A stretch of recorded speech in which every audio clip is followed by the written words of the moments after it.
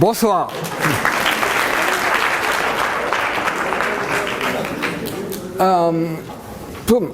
Lorsque j'étais jeune, bien avant votre naissance, au siècle dernier, j'étais féru de psychanalyse. En psychanalyse, on considère, et je le croyais vraiment, que la personne construit elle-même son symptôme, que le symptôme sert à la personne à se protéger, qu'il a un sens. Pareil pour les délires. On croit que la personne est complètement dans son délire et que ça lui sert à quelque chose et qu'elle l'a fabriqué par elle-même. Je croyais que comprendre permettait de résoudre. Et puis un soir, j'étais bénévole en accompagnement fin de vie, chacun s'occupe comme il peut dans son temps de loisir, et j'accompagnais un vieux monsieur délirant. J'avais été appelé là par l'infirmier qui s'occupait de lui, et ce monsieur délirant était, vous savez, les yeux, enfin vous savez peut-être pas, mais les yeux vitrés, il n'était pas là, quoi. Et brusquement, il est là. Il est là, et il s'adresse à l'infirmier avec sa voix, je peux pas la faire. Toi, tu t'es moqué de moi pendant des années quand je faisais n'importe quoi, alors pendant que je meurs, tu sors. Ça met d'ambiance. Il se tourne vers moi et il fait toi, t'as l'air gentil, tu peux rester. Comment ils disent les ados? Mais Et donc, moi, j'étais complètement abasourdi. Et ce monsieur, avant de mourir, m'a expliqué que pendant des années, il était conscient d'être en train de délirer. Il ne pouvait pas s'en empêcher. C'était plus fort que lui. Il vivait un enfer. Ce soir-là, tout ce en quoi je croyais s'est effondré. Alors, j'ai arrêté la psycho, je pouvais plus. J'ai arrêté la psychanalyse, je pouvais plus. J'ai fait plein de choses et puis progressivement, je suis revenu à la psycho, à l'aide des gens qui vont pas bien. Mais là, je suis parti sur les neurosciences. Voici un schéma de cerveau en coupe. Quand on s'occupe des neurosciences, on tombe immanquablement sur les travaux de Antonio Rodrigo Damasio. Les travaux de Damasio mettent complètement à plat l'intelligence. L'intelligence n'est qu'un effet secondaire des émotions.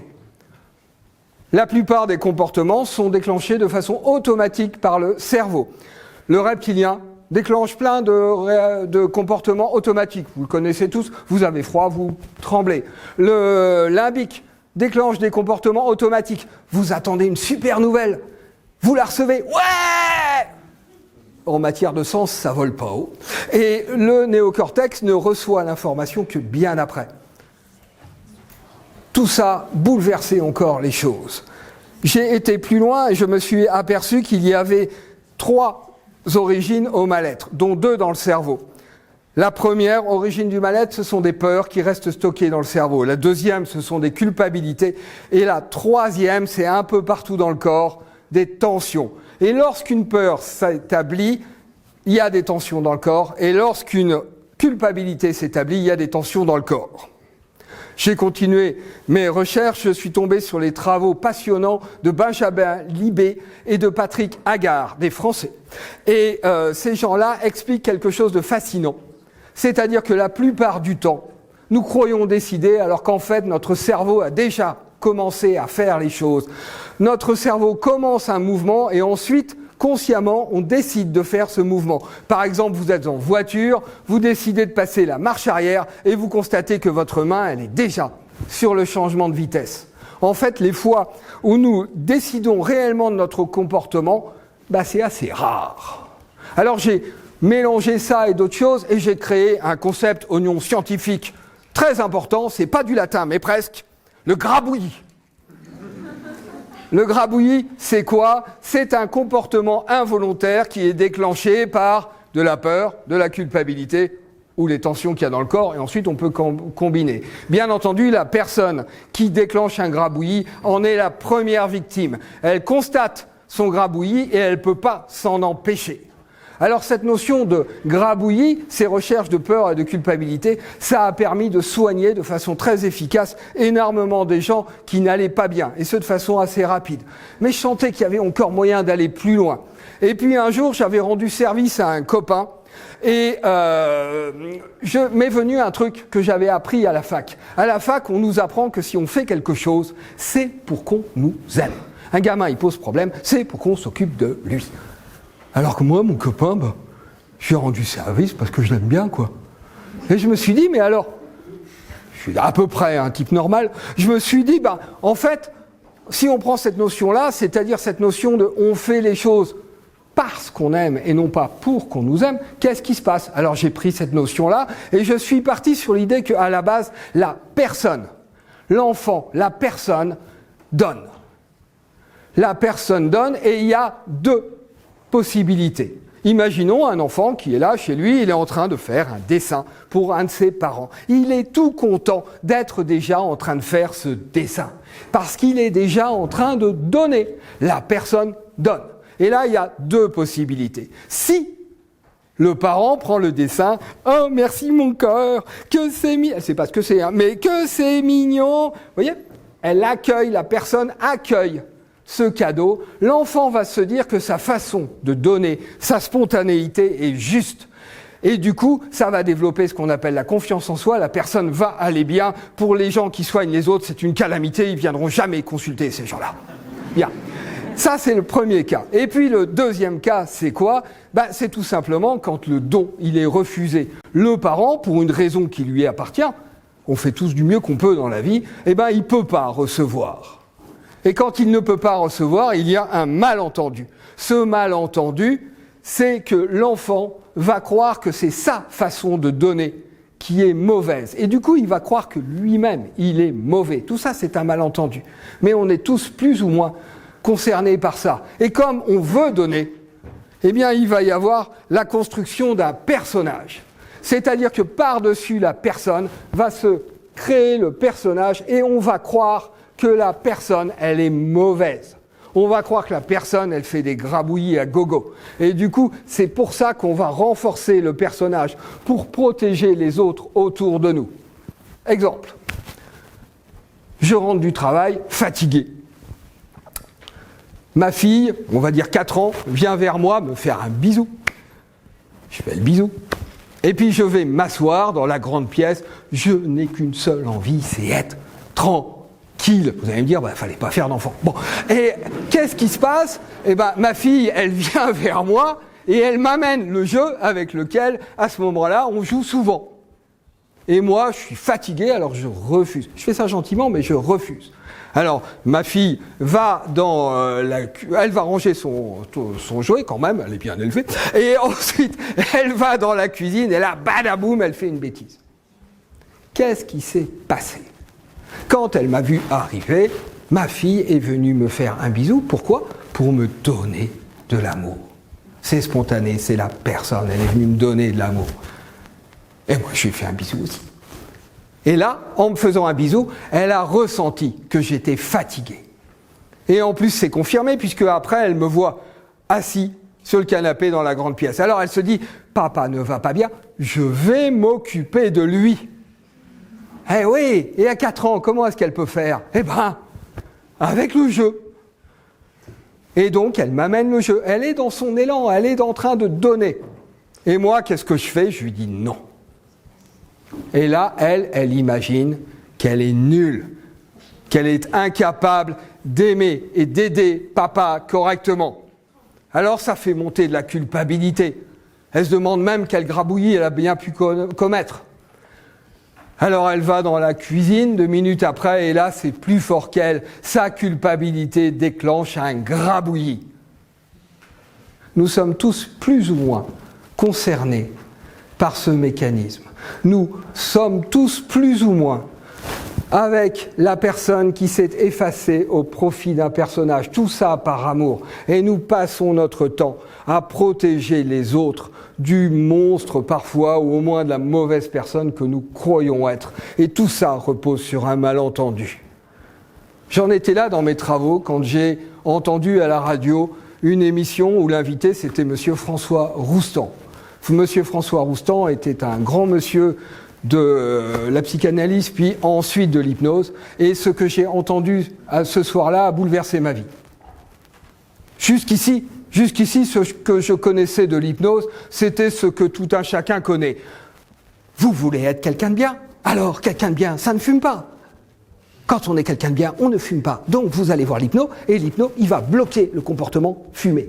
C'est-à-dire qu'en fait, ce que je connaissais, c'était des gens extrêmement performants qui étaient capables de vous aider à fabriquer, à optimiser le personnage que vous voulez. Ce sont des gens qui sont capables, et c'est colossal, ils sont capables de vous aider à devenir qui vous voulez être. Sauf que moi, ça ne m'intéressait pas. Et la démarche de Roustan, c'était autre chose. C'était de vous aider à devenir qui vous êtes réellement. Et pour ça, il s'agit d'enlever, il s'agit de déconstruire le personnage. Et le personnage, alors oui, j'ai oublié quand même le titre, on a appelé ça l'aïnothérapie. Bien, et donc, quand même, le personnage, il est construit sur des peurs, des culpabilités, plein de tensions, et il est construit sur des images de comment il faut être et des images de comment il ne faut pas être. Faut pas être nul. Du coup, il y a plein de gens, ils ont tellement peur d'être nuls qu'ils vont rien faire. Comme ça, on n'est pas nul, on n'a rien fait. Faut pas être méchant. Alors, il y a des gens, ils sont gentils, non pas par choix d'être gentils, mais par peur d'être méchants, etc. Et on peut y aller, etc. Alors, la hypnothérapie, comment ça fonctionne? Et donc, il y a ces images et il y a des tensions partout dans le corps. Alors, la hypnothérapie, comment ça fonctionne? Le patient arrive, on discute et je vais repérer, la hypnothérapeute va repérer, parce qu'on est plusieurs maintenant, va repérer deux choses, principalement. D'abord, les images, les interdits dans lesquels la personne se débat. Et deuxièmement, les moments de tension importants dans la vie de la personne. Et ensuite, qu'est-ce qu'on va faire? On va faire de l'hypnose. Alors, je suis désolé, je ne vais pas vous faire une hypnose collective. Simplement, si vous suivez ce que j'explique, chez vous, vous pourrez vous faire des auto-hypnoses, parce que l'hypnose, c'est pas compliqué. Alors, pour partir en hypnose, qu'il y ait un hypno ou pas, qu'il y ait un hypnothérapeute ou pas, il suffit de mettre la main comme ça, la droite si vous êtes droitier, la gauche si vous êtes gaucher, et vous obligez vos yeux à rester fixés sur un point. Ça, c'est très simple, il suffit d'être un peu têtu, et donc d'obliger les yeux à rester fixés sur ce point, c'est-à-dire qu'on contrarie le fait que normalement, les yeux, ils balayent le champ. Là, on reste fixé sur ce point. Qu'est-ce qui va se passer? Il y a la lumière qui est renvoyée, il y a les yeux qui interprètent ça, tout ça fait une image dans l'air visuel. L'air visuel, elle reçoit sans arrêt la même information, elle comprend rien. Et comme elle comprend rien, elle va déformer l'image, elle va faire des essais. Alors en général, c'est un flou. Il y a un léger flou qui apparaît. Ça peut faire des trucs bizarres. Il y a quelque temps, il y a un monsieur, il m'a dit « j'ai l'impression que ma main devient verte ». Bon, c'est comme ça. Bon, c'était bien, c'est que ça marchait. Et donc, la personne a l'image qui se déstabilise, et le fait que ça se déstabilise, ça lance un signal d'alarme dans le cerveau qui va créer l'état d'hypnose, en fait. On fixe le point, on attend que ça se déstabilise et on va faire descendre les choses dans le bas du cerveau. Ça paraît logique puisque ça descend. Et donc, on va demander à la main, on va attendre qu'elle bouge toute seule vers le visage, comme une activité réflexe. Alors c'est plus ou moins long, c'est pour ça qu'on ne peut pas le faire. Là, et au bout d'un moment, la main se met en mouvement, en général par à-coup, vers le visage. Hop, la personne, on lui demande de fermer les yeux, elle est dans un état d'hypnose suffisant pour travailler. C'est pas compliqué. Si on veut en rajouter pour se la jouer, on peut aussi demander à la main gauche de monter toute seule. Ça marche de temps en temps. Bon.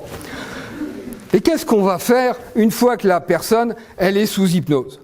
Eh bien, une fois que la personne, elle est sous hypnose, on va d'abord activer les interdits que la personne a. Tout simplement pour que le cerveau constate que les interdits ne servent à rien. C'est-à-dire qu'on va lui demander de se laisser gentiment, confortablement installer dans « je suis méchant », par exemple, ou dans « je suis nul ». Et ça va faire monter des tensions dans le corps, parce que c'est ça qui est important. Et la personne, elle va avoir l'impression un petit peu qu'elle est prise dans un étau, elle va avoir, c'est pas agréable, hein. La hypnothérapie, des fois, c'est pas drôle. Et donc la personne, elle va être là comme ça va monter de plus en plus fort. Et on laisse le corps faire à sa façon, tout simplement parce que le corps, il sait bien mieux que nous. Notre cerveau, il sait des trucs, mais pas tant que ça. Le corps, il en sait beaucoup plus. Et du coup, qu'est-ce qui se passe? La personne, au bout d'un moment, eh bien, il n'y a plus de tension. La tension, elle monte dans le corps, la personne est envahie par de la tension, complètement crispée, puis hop, ça tombe. Alors, on recommence. Encore. Et donc, la personne, hop, ça remonte, et ça, jusqu'à ce qu'il ne se passe plus rien. Soit en une seule séance, soit en plusieurs fois, mais jusqu'à ce qu'il n'y ait plus de manifestation de tension. Et comme ça, qu'est-ce qui va se passer? La personne, à l'avenir, elle sera libre. Elle sera libre d'être gentille, d'être indifférente, d'être méchante. La personne, elle sera libre d'être nulle ou pas, etc.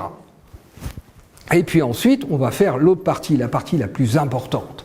C'est-à-dire qu'on va s'adresser directement au corps. Et on va demander au corps d'enlever les tensions qui sont présentes dans la personne.